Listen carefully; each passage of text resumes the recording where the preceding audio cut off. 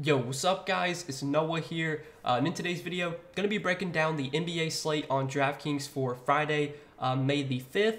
We do have 2 games on Friday night, so I did want to come back and make a DFS video for this Friday night slate. Haven't made much DFS content lately just because we have had, only 1 game a day. And I personally, I don't really cover the showdown slates. I've never been that great at showdown. I've never had much success with the single game content, so just really haven't been making any videos for those. And I think as we start to get later on in the season, as we start to get, just like 1 game a day, on the days where we have just 1 game a day, probably won't do any DFS content, but I still do want to try and make some videos on the days where we have 2 games. Obviously on Friday night we have 2 games. We might have some more 2-game slates next week. We'll have to see. Even though the DFS content's probably going to start to die down a little bit, the next few weeks or so, I'm still going to be making content for prize picks and giving out some player props I like each day, whether we have just 1 game a day or 2 games a day or how many ever games. I'll still cover prize picks, and if you guys are not familiar with prize picks, they are the sponsor of this video. You can actually sign up for prize picks and you can use my promo code Noah when you do sign up. If you look at the bottom of the screen, when you sign up for prize picks with my promo code, you will get your first deposit matched up to $100. So be sure to check them out. Take a look at all the props they already have posted for Friday night's games. They even have some stuff up for Saturday as well. If there's anything that stands out to you, whether you think a line is too high or too low, you just take more or less on the projection. You have to make at least 2 picks, but you can make up to 6 picks, and you can win up to 25x your money on prize picks. So be sure to check them out, guys. Use that promo code Noah when you do sign up, and again, you will get your first deposit matched up to $100. And again, we're going to be talking prize picks all throughout the rest of the season, even through the finals, pretty much down to the last day of the season. Whether it's like Game 6 or Game 7 of the finals, we're going to be making prize picks content. Don't know yet about DFS content. I think I'm probably going to start dying that down as we get less games each day. But I did want to make a video for this 2-game slate. So let's go ahead and talk through it. Let's start off with the first game of the night, the Celtics and the Sixers. We got Game 3 of this series going back to Philadelphia. The series is tied at 1-1.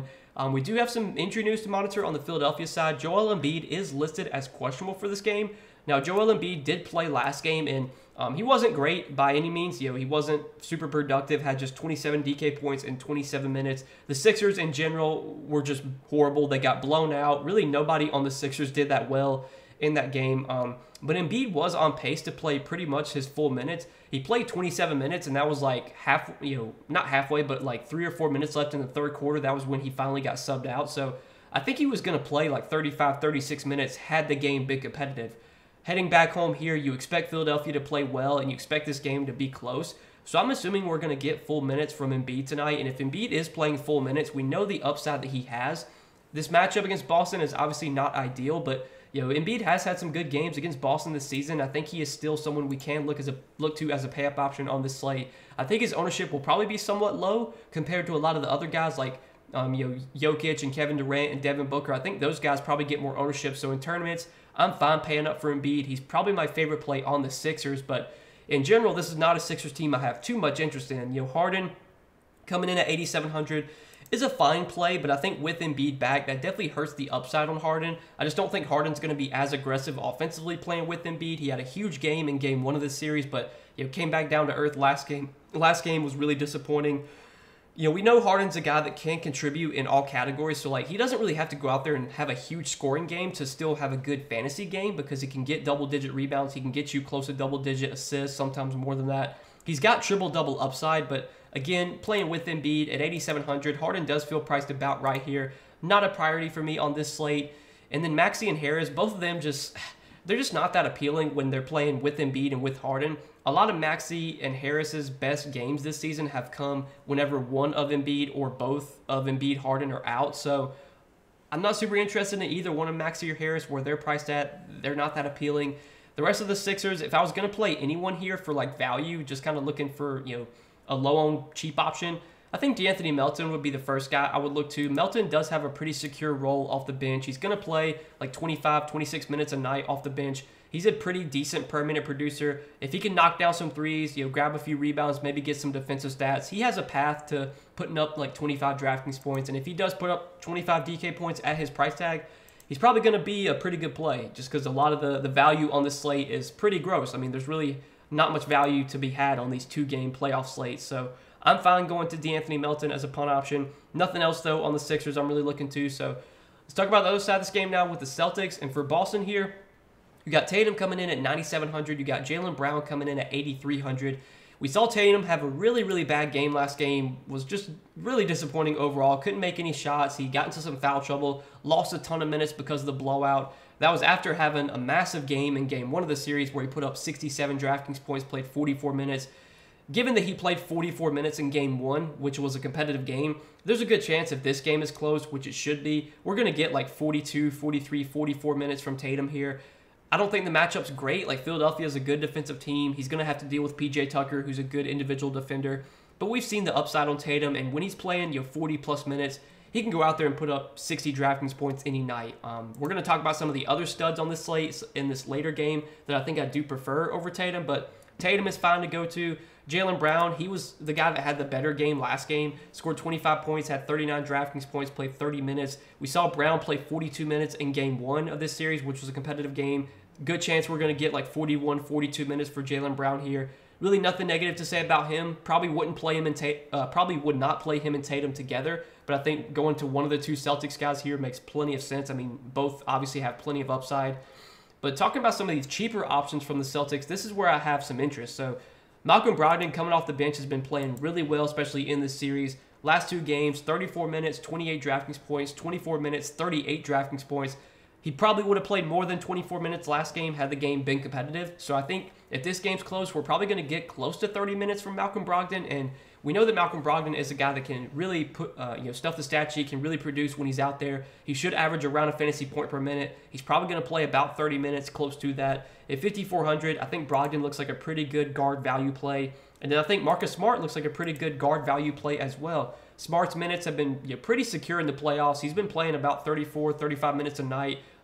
He played 35 minutes in game 1. Wasn't super productive, but when Smart's playing 30-plus minutes at 5,200, he has enough upside to pay off this price tag. Smart's not a guy that's going to go out there and win you the slate. He's not going to put up 50 DraftKings points, but obviously at his salary, he doesn't really need to do that. So I think at 5,200, Marcus Smart looks pretty solid today as another kind of cheap guard option. Now, Derek White, we've seen his minutes really kind of come down a little bit in this series. His production's also not been that great. He's been, Malcolm Brogdon has been eating into a lot of Derek White's minutes, so White still probably plays like 30 minutes here, and I think he does make sense as kind of a pivot off of Brogdon and Smart. I feel better about Brogdon and Smart personally just because they've been playing a lot better than White has. I just don't know if this is like the greatest series for White. We saw him have a lot of success against Atlanta, but that's just because he was guarding Trae Young a lot. He was able to get some easy defensive stats. Trae Young was also guarding him a lot, and Trae Young's a really bad defender. A little different scenario here going up against a better defensive team in Philadelphia. So even though White hasn't been playing that well, I still think he's an okay option at 4,900. He does make sense as a pivot off of either one of Brogdon or Smart, who both will probably be pretty popular today. And then the only other two guys I'll mention for Boston are the bigs here. Horford's coming in at 5,300 and Robert Williams is coming in at 4,600. Horford's been playing pretty good minutes in the playoffs. We just haven't really seen much upside from him. And, at this point in his career, he is not really a guy that offers a ton of upside. He's not going to rebound too much. I mean, he'll probably get like 6 or 7 rebounds, but he's going to have to knock down some threes, probably get some defensive stats to really put up a big game. Now, last game, he did get a lot of open looks from 3. He just shot poorly. He shot 1 for 8 from 3, 2 for 10 from the field. You would expect a better shooting game from Horford here. There is some foul trouble risk for Horford guarding Joel Embiid, who's obviously a guy that draws a lot of fouls. Horford, as long as he can avoid foul trouble, though, I think the minutes will be there. So at 5,300, he is fine to go to. I don't really have anything negative to say about Horford. Just he's another guy that doesn't really offer like a ton of upside. Robert Williams, though, is the guy that I think does offer a lot of upside if the minutes are there. We saw his minutes kind of fluctuate in that Atlanta series. He played really big minutes in like games 4 and game 5, but then in game 6, minutes came way down. But so far in this series, game 1 without Joel Embiid played 20 minutes. Last game got up to 22 minutes, and that was with it being a blowout. So with Williams playing 22 minutes in a blowout last game, I think there's a good chance he could play like 25 minutes here if the game's competitive. And I think they do want him out there because he is a good defender. He can match up well with Joel Embiid. At 4,600 as a value play with upside, yeah, I definitely like Robert Williams on this slate. I think he's firmly in play. But there's really nothing else from Boston that I'm interested in. So let's talk about the other side of this game now the next game, I should say, with Denver and Phoenix. So this one, definitely more appealing from a just like pace perspective, from expected points scored. And there are some injuries to talk about in this game, specifically on the Phoenix side. We do have to monitor the status of Chris Paul. Now, Chris Paul looks like he did not participate in practice on Wednesday, and early reports were that Chris Paul was going to be out for at least like a week or so. So I'm not expecting Chris Paul to play here. We don't really have any official update on his status, but it seems like he's pretty unlikely to play in this game. So if Chris Paul is out, it's just going to mean like a ton of usage for Devin Booker, for Kevin Durant, maybe more usage for DeAndre Ayton as well. And then we'll talk about some of the value guys that probably benefit without Chris Paul. But Durant and Booker, I think both look very strong here. Their minutes have just been massive so far in the playoffs. They're obviously down 0-2 in this series, so this is a very, very big game for the Suns. If they go down 0-3, I mean, their chances of winning this series are pretty much slim to none. So this is basically a must-win game for the Suns. KD played 44 minutes last game, had a horrible shooting game, still put up 44 DK points, even while shooting 37% from the field and 16% from three. You would expect a more efficient shooting game from Durant here, maybe more usage heading his way without Chris Paul. So in 9,800, really like Kevin Durant today. Really like Devin Booker as well. Devin Booker's a guy that I haven't played a ton so far in the playoffs, and it's kind of come back to bite me because he's had a lot of good games. I've been playing Kevin Durant a lot over Booker, but I think this is definitely a day where Booker makes plenty of sense to go to, even over Durant. Without Chris Paul, you would expect Booker probably picks up more ball handling here. Maybe his assist numbers get a spike as well. And the minutes for Booker have been massive. I mean, he played 45 minutes last game, played 40 minutes there, game one, which was a blowout. He got subbed out early in that one. I think he's played like 40 minutes in every playoff game so far, at least 40 minutes. And with this being a must-win game, I mean, we could get like 44, 45 minutes for Devin Booker here. So I really like Devin Booker as well. I think both him and Kevin Durant look very solid today. And then DeAndre Ayton, been very disappointing so far in the playoffs and especially in this series. It's just really hard for him to get a ton of going offensively, guarding Jokic, with Jokic on him. There's also foul trouble risk for Ayton having to guard Jokic. Maybe without Chris Paul, maybe that's a boost for DeAndre Ayton, but he's definitely like my least favorite of all the Suns guys. I would for sure have Booker and Kevin Durant rank those two guys way ahead of Ayton here. Ayton definitely not like my favorite option by any means. But I do want to talk about some of these value guys from Phoenix. So without Chris Paul, assuming he is out, I'm guessing we see Cameron Payne start at point guard. Cameron Payne historically has been a pretty good permanent producer. Now, so far in the playoffs, in the few games that he has played in, he's not really gotten a ton of minutes, but he did get up to 17 minutes last game, and that was after, I believe, after Paul went down. So there's definitely a path to Payne playing like 25, 28 minutes here. Now, his usage playing with Kevin Durant and with Devin Booker is not going to be that great. His permanent production probably won't be as strong as it normally is, but I still think at 4,800 on a slate with little value, Cameron Payne does look like a pretty good value play today, assuming that Chris Paul is out. And then I think there's probably going to be some more minutes maybe for a guy like Landry Shamet. Shamet's minutes have kind of been all over the place so far in the postseason, but you would think he probably picks up a few more minutes here. At 3,100, he is definitely someone you can consider as kind of like a dart throw GBP option. And then like Damian Lee, Torrey Craig, Josh Okogie, none of these guys look super appealing, but I think if you're playing like large field GBPs, if you're playing 150 lineups, you could sprinkle in these other Suns. But definitely my favorite value play from the Suns, assuming he starts, would be Cameron Payne. I think Cameron Payne's going to look really good here, assuming that Chris Paul is out. But that's pretty much it for Phoenix. Don't really see anything else on Phoenix I'm liking. Now, on the other side of this game with Denver, for Denver so far in the playoffs, I've really just kind of been looking to Jokic and Murray and not really been playing anyone else. I think that's kind of the case once again here. Jokic so far in the postseason has just been super, super consistent. Minutes have been great. He got up to 41 minutes last game. He's been way more aggressive offensively lately, which is good to see. Took 21 shots in game one, took 30 shots last game. The Suns, they've been letting Ayton guard Jokic one-on-one a lot. The Suns really have not been double-teaming Jokic that much, so Jokic has had the opportunity to put up some really big scoring games to go along with the, rebounds he's going to get, the assists he's going to get, and the potential defensive stats he could get as well. So there is a massive upside for Jokic here, and I think Jokic, for sure, looks like one of the best pay-up options on this slate. I mean, obviously, on a two-game slate, Jokic is going to stand out. Now, Jamal Murray at 7,900, I think is a pretty good mid-range guard play as well. Murray had a great game in game one of the series, came back down to earth last game, but we've seen the massive role that Jamal Murray has. We've seen Murray play massive minutes so far in this series, and especially in the playoffs. I'd assume we get about 40 minutes from Jamal Murray here. At 7,900, I think Murray looks fine to go to at this price tag. I think he's firmly in play Don't know if I would play him and Jokic together. I think there is a little bit of negative correlation there. I think for both of those guys to put up a big ceiling game, you would need like a lot to go right. You would probably need this game to maybe like go to overtime or something. But I definitely think playing one of Jokic or Murray makes plenty of sense.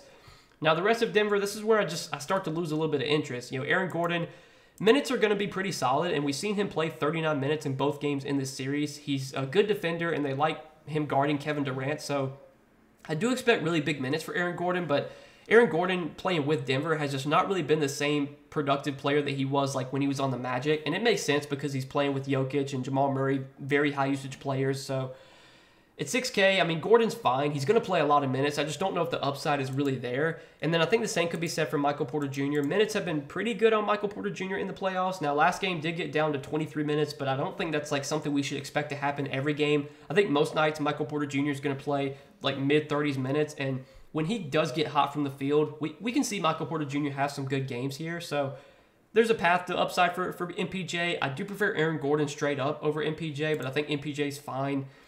KCP, I mean, he's not really that, he's not a guy you ever get excited to roster. He's kind of like a Marcus Smart, but he is going to play a lot of minutes, and he is cheap, so that's one positive. I mean, last game, KCP did play 41 minutes. He did put up 26 DK points. That kind of feels like a ceiling for KCP. Like, if he gives you 26 DK points, you're probably ecstatic. I just don't know if there's like a huge ceiling on him, but minutes should be good. They like him out there for defense. He's had a very secure role with this Nuggets team. If you're getting 33, 34, 35 minutes from KCP at 4,500, there's a path to upside at that price tag. So he's okay if you want to go there. And then the last guy that I'll mention is Bruce Brown. He's just another guy that's had a very secure role off the bench. Another guy that doesn't have a massive ceiling, but he's going to play 24, 25 minutes. He'll probably give you like 22, 25 Draftkings points. At 4,400, I think that's fine to go to on a slate with not much value. Again, a lot of the value guys we've talked about today are pretty thin, like KCP, Bruce Brown, Robert Williams. There's upside for Robert Williams, but there's also like minutes downside. Cameron Payne, a little bit worried about his permanent production with Booker and Ayton, but obviously Booker and KD, but there's obviously upside for Payne if he starts.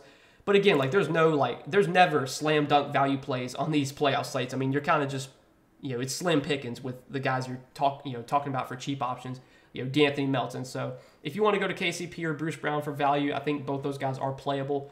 But that's really it. I mean, nothing else stands out on Denver, and I think we kind of talked about everything for this two-game little Friday night slate. So hopefully you guys did enjoy this video. Again, I appreciate you watching. Like I said at the beginning of the video, not sure for how much longer I'm going to be making DFS content, just because, we're at the point of the season where a lot of the DFS content, the interest has started to die down a little bit. There's just not as many games each day, but I'll still be making prize picks content all throughout the playoffs, all the way up until the last day of the season. I'll be covering prize picks content, giving out some plays I like over there, some player props. So if you play on prize picks or if you bet player props on a sportsbook, be sure to check out those prize picks videos that I do usually upload. Try and get them up every day, if not, like Monday through Friday, 5 days a week. But if you guys are not playing on PrizePicks, you can actually sign up and use my promo code NOAH. PrizePicks is the sponsor of this video. Check them out. Use that promo code when you do sign up, and you will get your first deposit matched up to $100 when you sign up with my promo code. But that's all that I got for tonight, guys. Wish you the best of luck on this Friday night slate. Hope you guys enjoyed this video. We'll see you in the next one.